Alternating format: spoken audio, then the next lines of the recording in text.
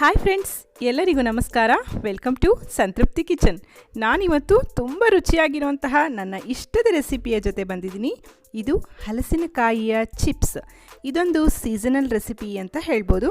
ಈ ಸೀಸನಲ್ಲಿ ಹಲಸಿನಕಾಯಿಗಳು ಹೇರಳವಾಗಿ ಸಿಗುತ್ತೆ.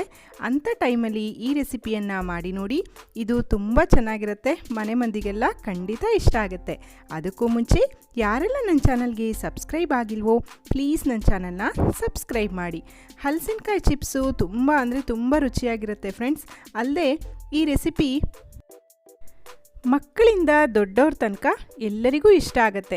ತುಂಬ ಈಸಿಯಾಗಿ ಇದನ್ನು ಯಾವ ರೀತಿ ಮಾಡೋದು ಅಂತ ನಾನಿವತ್ತು ತೋರಿಸ್ಕೊಡ್ತಾ ಇದ್ದೀನಿ. ನಾನಿಲ್ಲಿ ಬಲ್ತಿರೋಂತಹ ಹಲಸಿನಕಾಯಿಯನ್ನು ತೊಗೊಂಡಿದ್ದೀನಿ.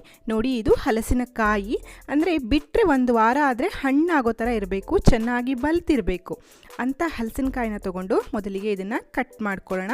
ನಿಮಗೆ ಕಟ್ ಮಾಡೋದು, ಸೊಳೆ ಬಿಡಿಸೋದು ಸ್ವಲ್ಪ ಕೆಲಸ ಅನಿಸಿದ್ರೆ ಬಾಕಿದೆಲ್ಲ ತುಂಬ ಈಸಿಯಾಗಿ ಮಾಡಿಬಿಡ್ಬೋದು. ಮನೆ ಮಂದಿಯೆಲ್ಲ ಸೇರಿ ಮಾಡಿದ್ರೆ ಇದು ಅಂಥ ದೊಡ್ಡ ಕೆಲಸ ಅಲ್ಲವೇ ಅಲ್ಲ. ತುಂಬ ಈಸಿಯಾಗಿ ಇದನ್ನು ಮಾಡ್ಬೋದು. ನೋಡಿ, ಇದನ್ನು ನಾನು ಚಿಕ್ಕ ಚಿಕ್ಕ ಹೋಳುಗಳಾಗಿ ಈ ರೀತಿ ಮಾಡಿಟ್ಕೊಂಡಿದ್ದೀನಿ.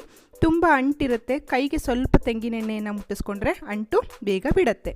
ನೋಡಿ, ಸೊಳೆ ಇಷ್ಟು ಬಲ್ತಿದ್ರೆ ಚಿಪ್ಸು ತುಂಬ ಚೆನ್ನಾಗಿ ಬರುತ್ತೆ. ಸೊಳೆ ಎಲ್ಲೋ ಇಷ್ಟ ಆಗಿರಬಾರ್ದು ಮತ್ತು ಮೆತ್ತಗೆ ಇರಬಾರ್ದು.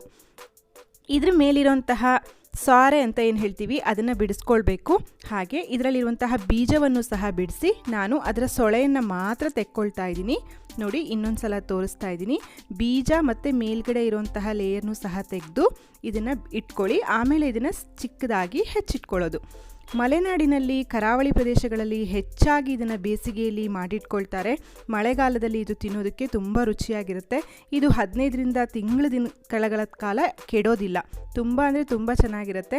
ನಾವೆಲ್ಲ ಸಣ್ಣವರಿರುವಾಗ ಇದನ್ನು ತೆಂಗಿನ ಎಣ್ಣೆಯಲ್ಲಿ ಕರಿತಾ ಇದ್ರು. ತುಂಬ ರುಚಿಯಾಗಿರ್ತಾ ಇತ್ತು. ನೋಡಿ, ಇದನ್ನು ಈ ರೀತಿ ಉದ್ದುವಾಗಿ ಹೆಚ್ಚಿಟ್ಕೋಬೇಕು. ಇದು ತುಂಬ ಅಗಲನೂ ಇರಬಾರ್ದು, ತುಂಬ ತೆಳುವೂ ಆಗಬಾರ್ದು. ನೋಡಿ, ಈ ರೀತಿ ಪೀಸಸ್ನಾಗಿ ಮಾಡಿಟ್ಕೊಳ್ಬೇಕು.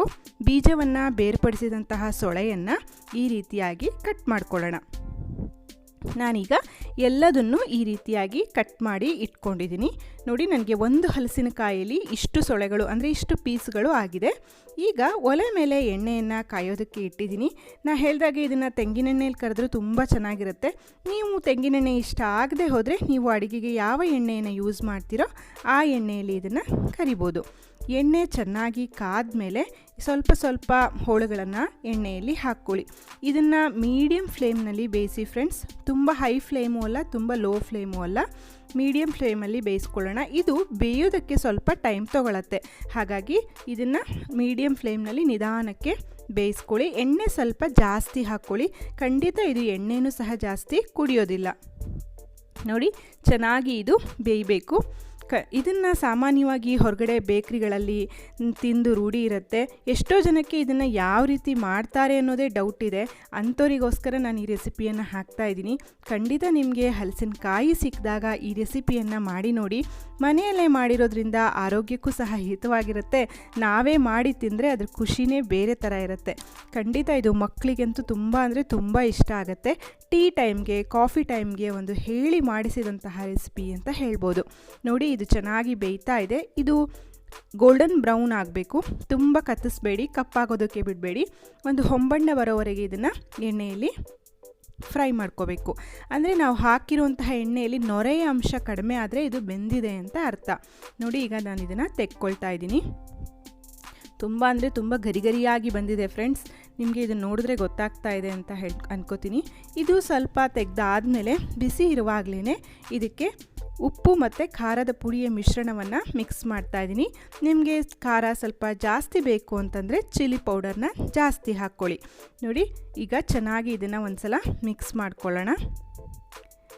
ಈಗ ಇದು ಚೆನ್ನಾಗಿ ಮಿಕ್ಸ್ ಆಗಿದೆ. ನೋಡಿ, ಗರಿಗರಿಯಾಗಿರುವಂತಹ ರುಚಿಯಾಗಿರುವಂತಹ ಹಲಸಿನಕಾಯಿ ಚಿಪ್ಸ್ ತಯಾರಾಗಿದೆ. ಕೈಯಲ್ಲಿ ಸಹ ನಾನು ಇದನ್ನು ಒಂದು ಸಲ ಮಿಕ್ಸ್ ಮಾಡ್ಕೊಳ್ತಾ ಇದ್ದೀನಿ. ಇದನ್ನು ಒಂದು ಏರ್ಟೈಟ್ ಕಂಟೈನರ್ನಲ್ಲಿ ಹಾಕಿ ಇಟ್ಕೊಂಡ್ರೆ ನಾನು ಆಗಲೇ ಹೇಳಿದಾಗೆ 15ರಿಂದ ತಿಂಗಳುಗಳ ಕಾಲ ಇದು ಹಾಳಾಗೋದಿಲ್ಲ. ತಿನ್ನೋದಕ್ಕೆ ತುಂಬ ರುಚಿಯಾಗಿರುತ್ತೆ. ಈ ರೆಸಿಪಿ ನಿಮಗೆಲ್ಲರಿಗೂ ಇಷ್ಟ ಆಗಿದೆ ಅಂತ ಅನ್ಕೋತೀನಿ. ಖಂಡಿತ ಈ ರೆಸಿಪಿಯನ್ನು ನೀವು ಟ್ರೈ ಮಾಡಿ ನೋಡಿ. ಹೇಗಾಯಿತು ಅನ್ನೋದನ್ನು ನನಗೆ ಕಾಮೆಂಟ್ ಸೆಕ್ಷನಲ್ಲಿ ತಿಳಿಸಿ. ರುಚಿಯಾದ ಅಡುಗೆಗಳಿಗಾಗಿ ನನ್ನ ಚಾನಲ್ಗೆ ಭೇಟಿ ಕೊಡ್ತಾ ಇರಿ. ಅಲ್ಲಿಯವರೆಗೂ ಧನ್ಯವಾದಗಳು. Thank you for watching.